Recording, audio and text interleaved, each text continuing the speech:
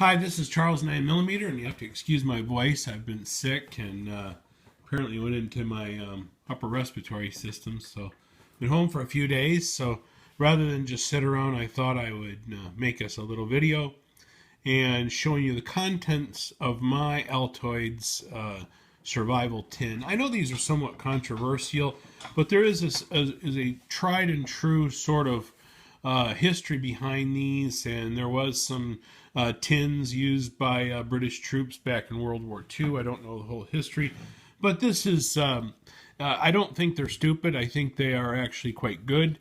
You just have to understand the what they're capable of and what they're for.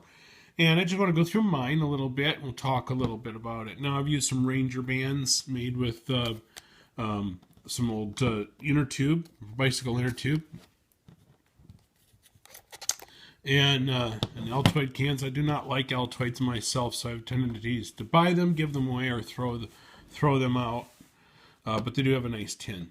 Now, on the inside here, I have on the lid, I've used pretty strong magnets, and there's something controversial. I'll discuss that. And the magnets are holding a razor blade, a fishing kit, and a can opener. I do have a small folding pair of pliers, which I found very, very handy, and these have the Phillips and flathead screwdriver set on them.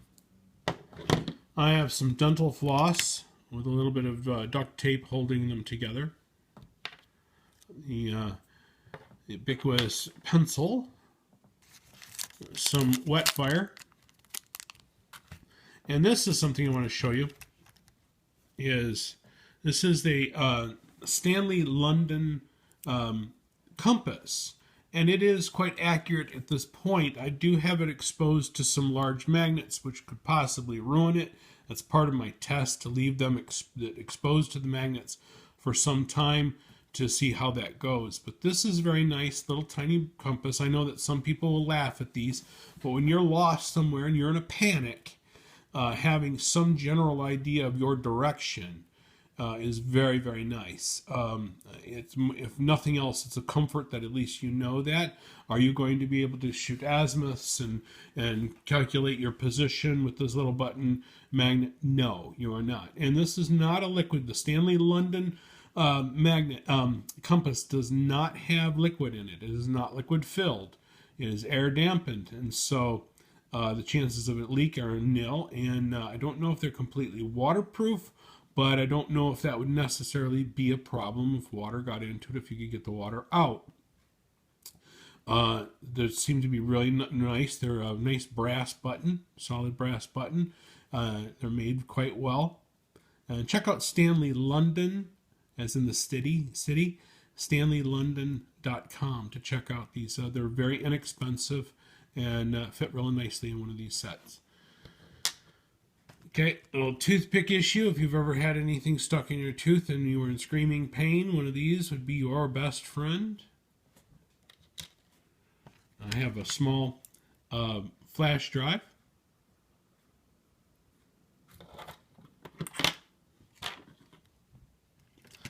This is kind of a cool thing. This is the Exotac.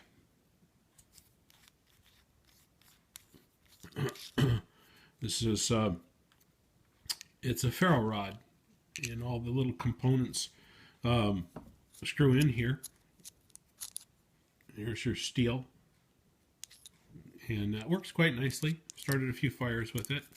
It's not the greatest one in the world, but for the size, I think they've done a very good job, and it all screws together in this nice little kit. Keeps it in good shape, and it fits. This is something you don't see very often. Let me get this out of the way. This is a Trojan condom, non-lubricated condom. This is a water bag. I know that some people have other ways of doing this, but this is always a little bit embarrassing when you open up your survival kit. And but needless to say, this is makes a very good water container if nothing else is available, and can also be used You make a slingshot out of, which I don't recommend.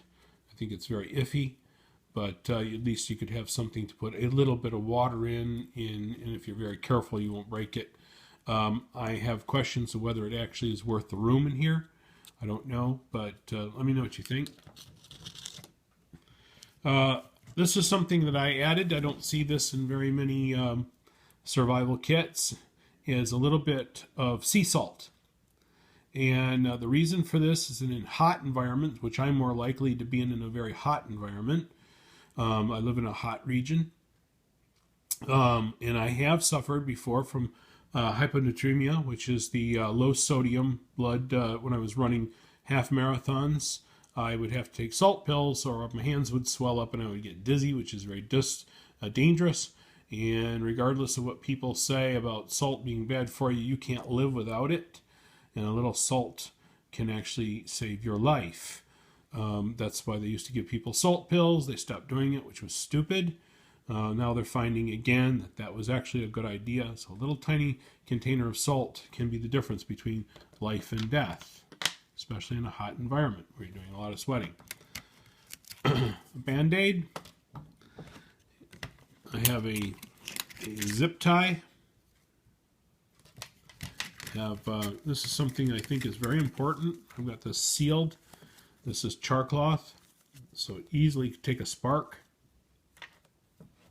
and start a fire.